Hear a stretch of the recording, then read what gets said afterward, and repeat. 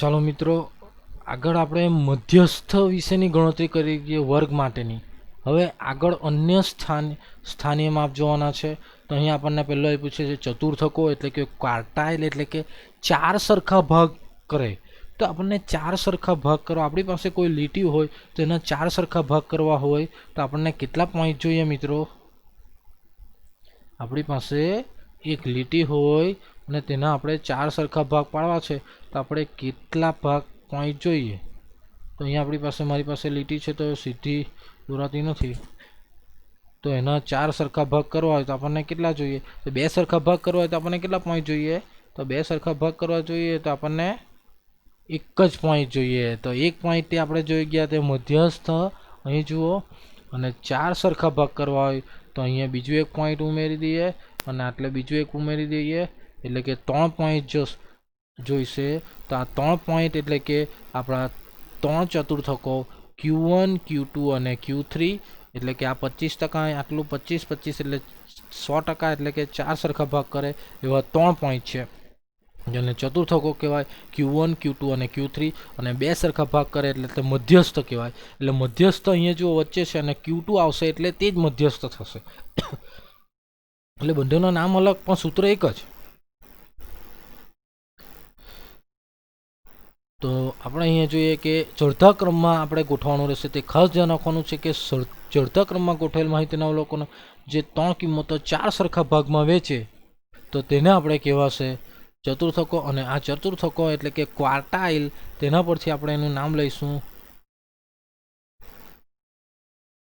ક્વાર્ટાઇલ પરથી આપણે એનું નામ લઈશું Q1, Q2 અને Q3. અને Q2 એટલે કે આપણું મધ્યસ્થ વચ્ચેનું થઈ જશે. હવે Q1 એટલે કે આ 25% અવલોકનો Q1 કરતા નાના, 25% અવલોકનો Q1 અને Q2 ની વચ્ચે, 25% અવલોકનો Q2 અને Q3 ની વચ્ચે, અને 25% અવલોકનો Q3 કરતા મોટા. એટલે Q3 તો અહીંયા જોઈએ તો 25% Q1 એટલે કે 25%. અર્થઘટન માટે આપણે ધ્યાન રાખવાનું છે તો મધ્યસ્થ એટલે 50%, અને આ Q3 એટલે કે આટલું 25, 25, 25 એટલે કે 75%. તો જ્યારે આપણે દાખલામાં અર્થઘટન પૂછેલું હોય તે આપણે ધ્યાનમાં રાખવાનું છે. અને Q2 એટલે કે મધ્યસ્થ, અને આપણી પાસે 3 રીત છે, ખાલી x આવ્યો, XIF આવ્યો, એને વર્ગ હોય.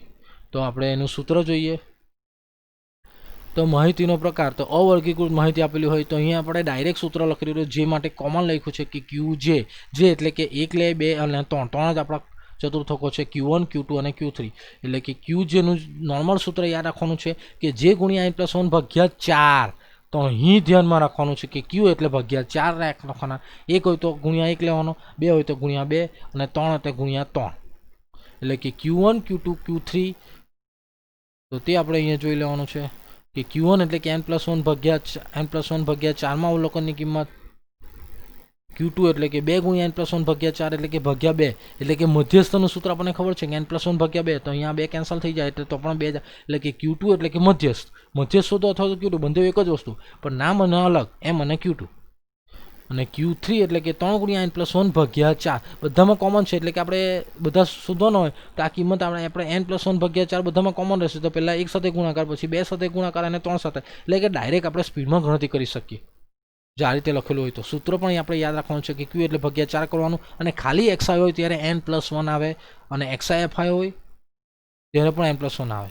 તો ખાલી વર્ગમાં જ n આવે તે આપણે ધ્યાનમાં રાખવાનું રહેશે. મધ્યસ્થના સૂત્રમાં L+n/2 - a ભાગ્યા ગુણ્યા c. તો એ જ સૂત્ર પાછું આપણે અહીંયા સતત આવૃત્તિ વિતરણ માટે, અને આપણને XIF આપેલો હોય ત્યારે આપણે CFIમાં જોવાનું રહેશે, અને તેની ગણતરી સેમ આપણે મધ્યસ્થમાં કરી તે રીતે સેમ જ. હવે QJ વર્ગ એટલે કે જે ગુણ્યા n/4માં અવલોકનનો વર્ગ આપણે શોધવાનો રહેશે. જે રીતે આપણે મધ્યસ્થમાં ગણતરી કરી છે તે રીતે, પણ સૂત્ર આપણે અહીંયા બદલવાનું રહેશે. એટલે Q1 એટલે કે L+n/4 - a ભાગ્યા f ગુણ્યા c.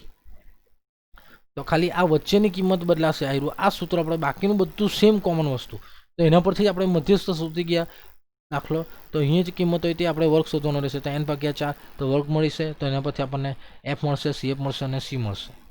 એ જ રીતે Q2 એટલે કે મધ્યસ્થનું સૂત્ર, તો અહીંયા n 2 કેન્સલ, એટલે કે મધ્યસ્થનું સૂત્ર થઈ ગયું. પણ આપણે યાદ રાખવા માટે ભૂલી નહીં જાય તો અહીંયા n/4, અહીંયા 2n/4, અને Q3 એટલે કે 3n/4, તે આપણે ધ્યાનમાં રાખવાનું છે કે 3n/4 - CF ભાગ્યા f ગુણ્યા c. બધામાં કોમન સૂત્ર છે આ વર્ગ માટેનું, અને આ પણ પણ અહીંયા ભાગ્યા 4 યાદ રાખવાનું છે, મધ્યસ્થ માટે ભાગ્યા 2 આવશે, તે આપણે ધ્યાનમાં રાખવાનું રહેશે. આગળ જોઈએ તો દશાંશક તો ભાગ્યા 10 અને શતાંશક તો ભાગ્યા 100. તો સૂત્રો મિક્સ નહીં થવા જોઈએ, એકને એક જ સૂત્ર છે, બુદ્ધિથી યાદ રાખવાના છે મિત્રો. એ જ રીતે આપણે જોઈએ કે દશાંશકો, તો મારી પાસે આ એક લીટી છે, તો તેને આપણે કેટલા ભાગ કરવા છે, તો એક લીટીને મારે કેટલા એક સરખા ભાગ કરવા છે, તો એક સરખા 10 ભાગ કરવા છે. તો એક સરખા 10 ભાગ કરવા માટે આપણને કેટલા પોઈન્ટ જોઈએ, તો આ એક પોઈન્ટ, બીજું પોઈન્ટ, ત્રીજું પોઈન્ટ, વિચાર કરો કેટલા જોઈશે આપણને, થિંક 4, આ 5, આ 6, થોડુંક આપણું 7,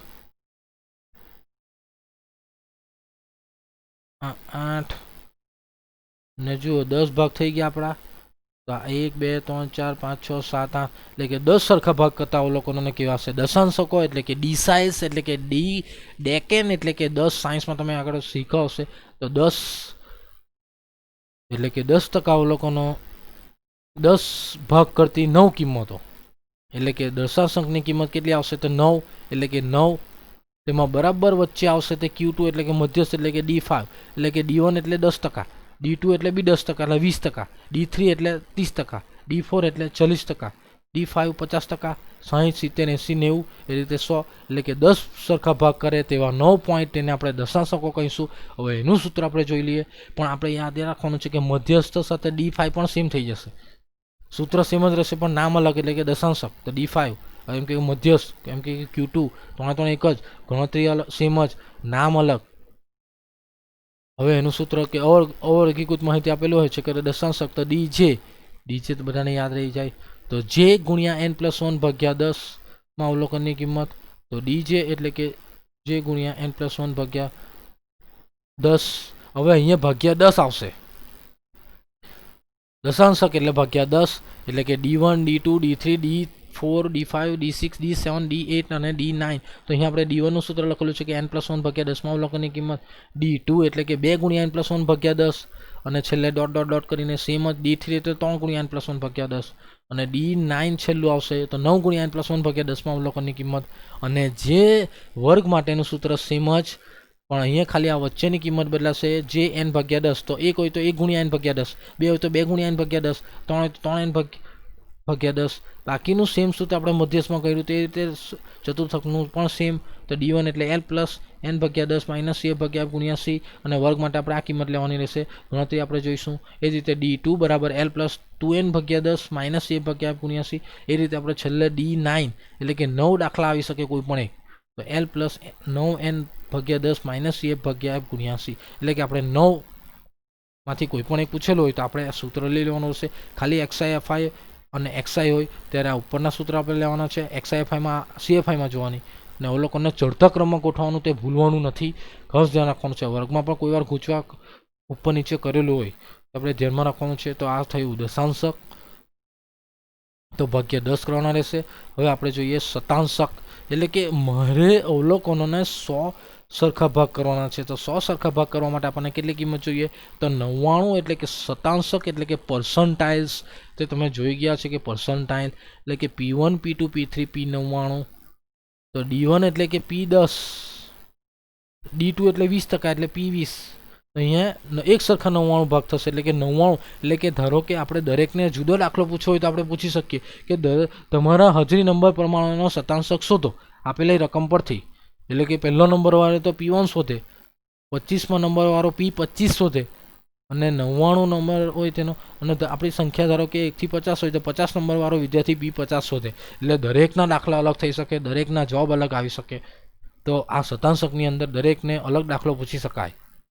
આપણે ધ્યાનમાં રાખવાનું છે કે વચ્ચે મધ્યસ્થ એટલે કે Q2 D5 અને 50% એટલે કે B50 પર આવશે. તો ચતુર્થકો, દશાંશકો, શતાંશકો બધે સ્થાનીય સરેરાશો, એટલે કે આપણા અવલોકનો એની વચ્ચે કેટલા અવલોકનો આવેલા છે તે આપણને બતાવે, તેની ગણતરી સમાન છે. તો એનું સૂત્ર આપણે જોઈ લઈએ કે અવર્ગીકૃત માહિતી આપેલી હોય તો P J ગુણ્યા n+1 ભાગ્યા 100, એટલે કે P1 આપણે શોધવું હોય તો 1 ગુણ્યા n+1 ભાગ્યા 100, P2 એટલે 2 ગુણ્યા n+1 ભાગ્યા 100 માં અવલોકનની કિંમત. એ જ રીતે P99 તો 99 ગુણ્યા n+1 ભાગ્યા 100 માં અવલોકનની કિંમત, અને વર્ગ માટેનું સૂત્ર સેમ જ, કે પીજે એટલે કે P1L પ્લસ n ભાગ્યા 100 માઇનસ a ભાગ્યા f ગુણ્યા c. તો P2 જોઈતો હોય તો L વત્તા 2n ભાગ્યા 100 માઇનસ a ભાગ્યા f ગુણ્યા c. તો અહીંયા આપણે 100 અહીંયા n જ આવે ને અહીંયા n પ્લસ 1 આવે તે ધ્યાનમાં રાખવાનું છે. અને P99 એટલે કે L પ્લસ 99n ભાગ્યા 100 માઇનસ a ભાગ્યા f ગુણ્યા c. તો આ સૂત્ર આપણે ધ્યાનમાં રાખવાનું છે મિત્રો. તો સૂત્ર આપણે યાદ રાખવાના રહેશે. સૂત્ર વગર દાખલા ચાલશે નહીં. તો સૂત્ર તમારે યાદ રાખવાના છે. બધામાં આ કોમન વસ્તુ અલગ છે, બાકીની બધી વસ્તુ કોમન છે. તો આ થઈ ગયા શતાંશકો, દશાંશકો અને ચતુર્થકો. તો બધામાં સેમ આવશે. કોઈ પણ એક દાખલો પૂછેલો હોય અથવા તો મિક્સ પણ આવેલું હોય તો જે રીતના માર્ક્સ હશે તે રીતનો દાખલો. આપણે એક દાખલો છે તો સ્વાધ્યાય 3.4નો પહેલો દાખલો છે કે કોઈ એક વર્ગની કસોટીમાં 15 વિદ્યાર્થીઓએ મેળવેલા ગુણની માહિતી પરથી બધા ચતુર્થકો શોધો. સૌ પ્રથમ પહેલાં આપણે ભૂલ નહીં કરવાની કે સૌપ્રથમ અવલોકનને ચડતા ક્રમમાં ગોઠવતા. તો સૌથી પહેલાં નાનું અવલોકન 0, પછી 2, 3, 4, 4, 5, 5, 6, 6, 6, 7, 7, 8, 8, 9. તો અહીંયા રિપીટેશન હોય તેટલી વખત આપણે લખી દેવાના રહેશે. તો બધા ચતુર્થકો એટલે કે આપણે Q1, Q2 અને Q3 ખાલી xi માટે આપણે શોધવાનું રહેશે. તો n બરાબર આપણને 15 આપી દીધેલું છે. તો સૂત્ર આપણે ધ્યાનમાં રાખવાનું છે કે Q1 બરાબર n પ્લસ 1 ભાગ્યા 4માં અવલોકનની કિંમત n બરાબર 15 મૂકી દેવું. એટલે કે Q1 બરાબર 15 વત્તા 1 ભાગ્યા 4માં અવલોકનની કિંમત એટલે કે 16 ભાગ્યા 4. 16 ભાગ્યા 4 એટલે કે 4માં અવલોકનની કિંમત. તો ચોથું અવલોકન કયું આવશે? 1, 2, 3 અને 4. ચોથું અવલોકન એટલે આવશે 4. એટલે કે Q1 આપણને મળી જશે 4. એટલે કે ચોથા અવલોકનની કિંમત આવશે Q1 બરાબર 4 ગુણ. ચાલો હવે Q2 એટલે કે 2 ગુણ્યા n પ્લસ 1 ભાગ્યા 4માં અવલોકનની કિંમત. તેમાં n બરાબર 15 મૂકી દેવાના. હવે આપણે ડાયરેક્ટ કરવું હોય તો શું કરવાનું? 2 ગુણ્યા આપણે અહીંયા શોધેલું છે કે 15 વત્તા 1 ભાગ્યા 4 એટલે કે 4 આવેલા છે. તો 2 ગુણ્યા 4 એટલે કે 8માં અવલોકનની કિંમત. અથવા સૂત્ર મૂકીને કરવું હોય તો પણ તમે કરી શકો મિત્રો. એટલે કે 2 ગુણ્યા 15 વત્તા 1 ભાગ્યા 4માં અવલોકનની કિંમત એટલે કે 16 ભાગ્યા 4 એટલે કે 4 ગુણ્યા 2 એટલે કે 2 ગુણ્યા 16 ભાગ્યા 4 એટલે કે 8 દુ 4 દુ 8 આવશે. તો 8માં અવલોકનની કિંમત. 8માં અવલોકન જુઓ તો આ 1, 2 આમાં જોવાનું છે, ઉપર નથી જોવાનું. ચડતા ક્રમમાં ગોઠવેલો 4, આ 5, 6, 7 અને 8. 8મું અવલોકન આપણને મળશે 6. એટલે કે આપણો Q2 એટલે કે મધ્યસ્થ પણ એને કહેવાય. તો આવશે 6 ગુણ. કેમ કે મધ્યસ્થ 20 હતો તો આપણે ડાયરેક્ટ લખી દેવાનો Q2 એટલે 6. એ જ રીતે Q3 બરાબર 3n પ્લસ 1 ભાગ્યા 4. આ n કાઉન્સ ધ્યાનમાં રાખવાનો છે મિત્રો. માં અવલોકનની કિંમત. તો 3 ગુણ્યા 15 વત્તા 1 ભાગ્યા 4માં અવલોકનની કિંમત એટલે કે 3 ગુણ્યા 4 એટલે કે 12માં અવલોકનની કિંમત કરવાની રહેશે આપણે કે 12માં અવલોકનની કિંમત. તો 12મું અવલોકન કયું આવશે? 4 ને 4 8 ને 4 12. તો 12મું અવલોકન આવશે 7. એટલે કે Q3 બરાબર 7. એટલે આપણો જવાબ આવશે Q3 બરાબર 7. તો આ રીતે આપણા ચતુર્થકો Q1, Q2 અને Q3 આપણે શોધાઈ ગયા કે 4, 6 અને 7. તો સૂત્ર આપણે યાદ રાખીને ગણતરી કરવાની છે. ગણતરી એકદમ ઇઝી છે મિત્રો. તો સૂત્ર ધ્યાનમાં રાખો. તો આ રીતે બીજો આપણે દાખલો જોઈએ કે ઉદાહરણ 25નો દાખલો છે કે એક બેટ્સમેને તેની 20 ઇનિંગમાં સ્કોર કરેલા રન દર્શાવતી માહિતી માટે જો Q1 એમને કીધેલું Q1 તો પ્રથમ ચતુર્થક, D7 એટલે કે 7મો દશાંશક અને P40 એટલે કે 40મો શતાંશક શું? તો મારા જેવા ગુચોવાળા આ રીતે પણ પૂછે. તો સૌ પ્રથમ Q1, D7 અને P40. તો પહેલી જ માં આપણે ગણતરી કરવાની રહેશે. તો પહેલાં આપણે ચડતા ક્રમમાં અવલોકનને ગોઠવવાના રહેશે. તો અવલોકનને ચડતા ક્રમમાં ગોઠવતા. તો ચડતા ક્રમમાં ગોઠવી કાઢો મિત્રો. તો સૌથી પહેલાં નાનું અવલોકન 9, પછી 10 2 વખત છે. તો આપણે ધ્યાનમાં રાખવાનું છે કે જેટલી વાર આપેલા હોય તેટલી વાર આપણે લખવાના રહેશે. 10, 10, પછી 14, પછી 28, પછી 29, 31, 32, 40, 47, 53, 54, 60, 62, 63, 67, 71, 80, 96, 148. તો આ રીતે આપણે ચડતા ક્રમમાં ગોઠવી કાઢવાના છે મિત્રો. ચડતા ક્રમમાં ગોઠવા જાય એટલે કે આપણે પહેલાં સૂત્ર Q1નું સૂત્ર લખી દેવાનું. Q1 બરાબર n પ્લસ 1 ભાગ્યા 4માં અવલોકનની કિંમત. તો n બરાબર કેટલા છે તે આપણે જોઈ લેવાના છે. તો અવલોકનો કેટલા આપેલા છે? તો 20 આપેલા જ છે. તો અહીંયા આપણે જોઈ લેવાના કે 20માંથી એક આપણું રહી નથી ગયું ને. તો 20 અવલોકનો લઈ લેવાના છે. તો પ્રથમ ચતુર્થક સૂત્ર Q1 બરાબર n પ્લસ 1 ભાગ્યા 4માં અવલોકનની કિંમત એટલે કે 20 વત્તા 1 ભાગ્યા 4માં અવલોકનની કિંમત એટલે કે 21 ભાગ્યા 4. તો અહીં આપણને પોઈન્ટમાં મળશે મિત્રો. તો 5.25માં અવલોકનની કિંમત. હવે પોઈન્ટમાં આપેલું હોય ત્યારે આપણે અલગ રીતે ગણતરી કરવાની છે. તો પાંચમું અવલોકનની કિંમત વત્તા પછી આ પોઈન્ટ પછી જેટલા હોય તો 0.25, પછી 5 પછી શું આવે તો 6મા અવલોકનની કિંમત માઇનસ 5મા અવલોકનની કિંમત. તો આ રીતે આપણે કાઉન્સમાં લખી દેવાનું રહેશે. તો 5મા અવલોકનની કિંમત વત્તા 0.25 કાઉન્સમાં 6મું અવલોકન માઇનસ 5મું અવલોકનની કિંમત આપણે શોધીને લખવાની રહેશે. તો પહેલાં 5મું અવલોકન જોઈએ તો કયું આવશે 28. છઠ્ઠું અવલોકન આવશે તો 29. એટલે 28 વત્તા 0.25 વત્તા 29 ઓછા 28. હવે 29 ઓછા 28 એટલે 1 ગુણ્યા 0.25 એટલે 0.25 અને તેને 28ની અંદર ઉમેરી દો એટલે કે 28.25 આપણો જવાબ થઈ ગયો. એટલે કે Q1 બરાબર 28.25. એટલે કે 25% અવલોકનો 28.25 કે તેથી એટલા રન હશે નહીં, 25% સ્કોર. ચાલો હવે આગળ D7. તો સેમ જ આમાંથી કોઈ પણ એક દાખલો પૂછાયો તો 3 પૂછાય. તો 7મો દશાંશક તો D7 નું સૂત્ર તો D7 બરાબર 7 ગુણ્યા n+1 ભાગ્યા 10 કરવાના ને n+1 માં અવલોકનની કિંમત. n બરાબર 20 મૂકો એટલે કે n 7 ગુણ્યા 20 વત્તા 1 ભાગ્યા 10 માં અવલોકનની કિંમત એટલે કે 7 ગુણ્યા 21 ભાગ્યા 10 એટલે કે 147 ભાગ્યા 10 એટલે કે 14.7 માં અવલોકનની કિંમત. આગળ કર્યું તે રીતે 14.7 છે એટલે કે 14માં અવલોકનની કિંમત વત્તા 0.7 કાઉન્સમાં 15મું અવલોકન માઇનસ 14માં અવલોકનની કિંમત. ચોથા ક્રમમાં ગોઠવેલા છે. 14મું અવલોકન શોધો. 3 ને 3 6 તો 9 10 11 12 13 અને 14. 14 આવશે આપણું 62 અને 15મું અવલોકન આવશે 63.